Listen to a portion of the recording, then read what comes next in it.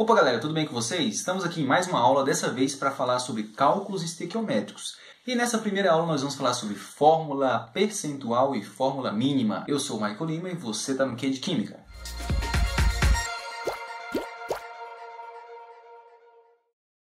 Então galera, como eu já disse, nessa primeira aula sobre cálculos estequiométricos, nós vamos trabalhar com fórmula percentual e fórmula mínima. Vamos lá para o slide.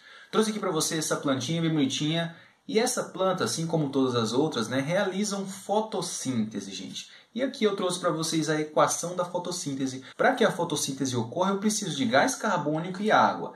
E a partir da incidência de luz solar na planta, eu vou ter a formação de glicose e oxigênio. Mas o que eu quero chamar a atenção aqui não é nem tanto a equação da fotossíntese. Eu quero chamar a atenção aqui para a glicose que nós vamos trabalhar aqui. Nós vamos tentar determinar a fórmula percentual da glicose, cuja fórmula molecular é C6H12O6. Esse tipo de fórmula vai nos permitir saber a porcentagem em massa de cada elemento presente na substância. Então, nós vamos saber a porcentagem de carbono, a porcentagem de hidrogênio e a porcentagem de oxigênio. Depois que vocês assistirem esse vídeo aqui, que a gente vai determinar a fórmula percentual da glicose, vocês vão ser capazes de resolver qualquer problema que peça para determinar a fórmula percentual. Não importa o composto, ok? Então vamos lá. Primeiramente aqui nós temos a fórmula molecular, que é C6H12O6. Para eu calcular essa fórmula percentual que eu tanto já falei, eu preciso primeiramente calcular a massa molar. Então vamos revisar como é que calcula a massa molar aqui rapidinho. Átomos de quais elementos eu tenho aqui na glicose? Eu tenho átomos de carbono,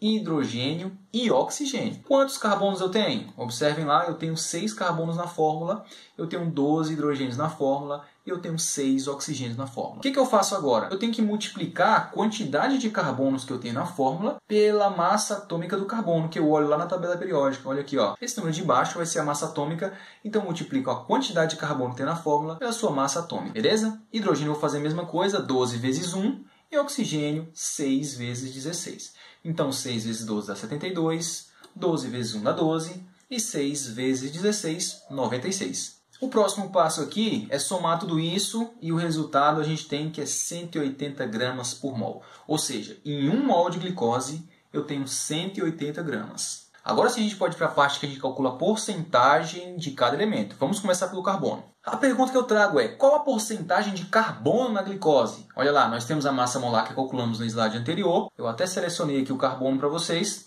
E vamos lá. O primeiro passo é montar uma regrinha de 3 bem simples. 180 gramas de glicose, que é o composto que eu estou trabalhando, eu tenho o meu 100%. Como a gente está querendo calcular a porcentagem de carbono, eu venho aqui, ó, carbono eu tenho 72 gramas. 72 gramas vai corresponder a quantos por cento? Então, multiplicando cruzado aqui, coisa que você já sabe fazer, o resultado é 40% de carbono, beleza? Então, na glicose eu tenho 40% de carbono. Próximo passo é hidrogênio, continua sendo simples. Vamos lá montar nossa regra de 3. Aqui eu selecionei a parte do hidrogênio agora para vocês.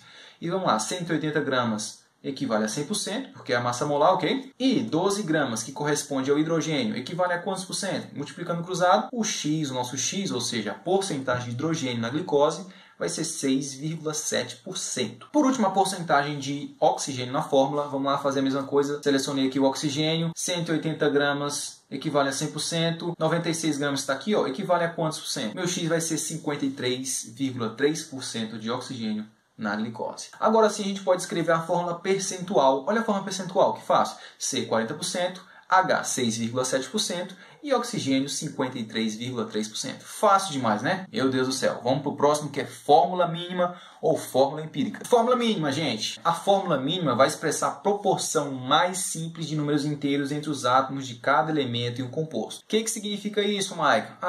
Para isso que eu trouxe o exemplo só o ouro, como eu sempre trago para vocês. O exemplo que eu trouxe para vocês aqui, ó, é da fórmula mínima do benzeno. A fórmula molecular é C6H6, mas a fórmula mínima é CH. Por quê? Se eu divido por 6 esses índices, eu vou ter a proporção mais simples de números inteiros entre os átomos de cada elemento desse composto, que no caso é o benzeno. Essa é a proporção mais simples, CH. Próximo exemplo. Fórmula mínima da água é, olha lá, a fórmula molecular é H2O. E a fórmula mínima? Será que tem como simplificar mais isso daqui? Não tem como, porque se eu dividir por 2, o hidrogênio vai ficar com 1, né? E o oxigênio vai ficar com 0,5. Como não é número inteiro, então eu não posso dizer que isso é fórmula mínima. Nesse caso, a fórmula mínima é a própria fórmula molecular. O último exemplo, a fórmula mínima do butano, que é um dos componentes aí do gás de cozinha. A fórmula molecular é C4H10 e a fórmula mínima é C2H5. O que eu fiz aqui? Dividi esses índices por 2. 4 dividido por 2,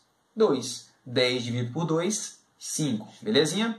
Fácil demais, né? Tem como simplificar mais isso daqui? Não tem como, porque senão não vai dar número inteiro. Aí não é fórmula mínima mais. Vamos lá, por exemplo, só o ouro rapidinho para a gente fixar tudo que a gente aprendeu até agora. Vamos lá. Determinado laboratório verificou que em uma amostra de indicador ácido-base muito comum havia 75,47% de carbono, 4,40% de hidrogênio e 20,13% de oxigênio. Qual que é a fórmula mínima desse indicador? Olha só como é que é fácil resolver esse tipo de problema. Primeira coisa, a gente tem que dividir a porcentagem de cada elemento pela massa atômica. A gente tem na fórmula desse indicador carbono, hidrogênio e oxigênio. Então nós vamos lá na tabela periódica, a gente já olha a massa atômica deles. Ó, massa atômica do carbono é 12, do hidrogênio é 1 e do oxigênio é 16. Como a gente tem que dividir a porcentagem de cada elemento pela massa atômica, vamos começar pelo carbono.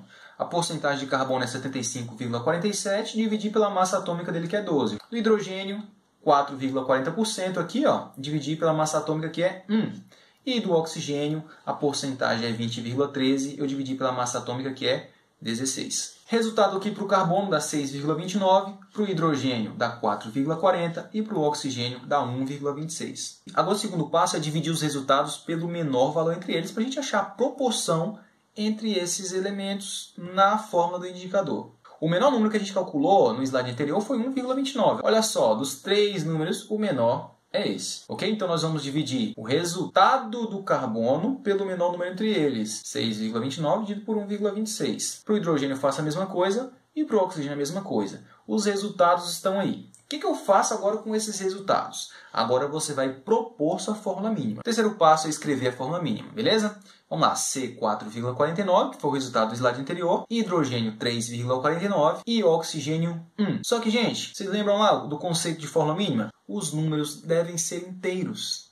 E aqui nós não temos números inteiros. Vamos tentar multiplicar tudo isso por 2? Será que vai dar certo? Multiplicando por 2 aqui, nós temos C10, que 4,49 vezes 2 dá aproximadamente 10.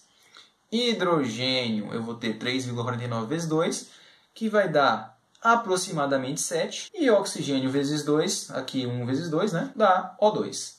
Essa é a fórmula mínima do indicador. Observem que todos os índices aqui são números inteiros. Agora vocês devem estar se perguntando, que indicador é esse, Michael? O indicador é fenolftaleína. Esse indicador que eu pensei para fazer esse exemplo para vocês. Tá?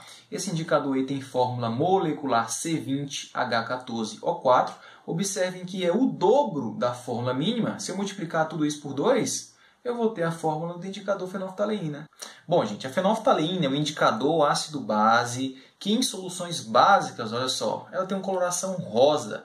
Ou seja, em soluções com pH um pouco maior do que 8, eu já tenho uma solução com cor rosa. Isso serve muito bem para indicar se uma solução é ácida ou básica, né? Ficou rosa, solução é básica. Ficou incolor, você sabe que o pH com certeza vai estar menor do que 7. Beleza, galera? Espero que vocês tenham aí aproveitado o máximo dessa aula. Acredito que vocês vão conseguir realizar os exercícios aí que foram propostos a partir dessa aula. Espero vocês nas próximas aulas. Falou e tchau!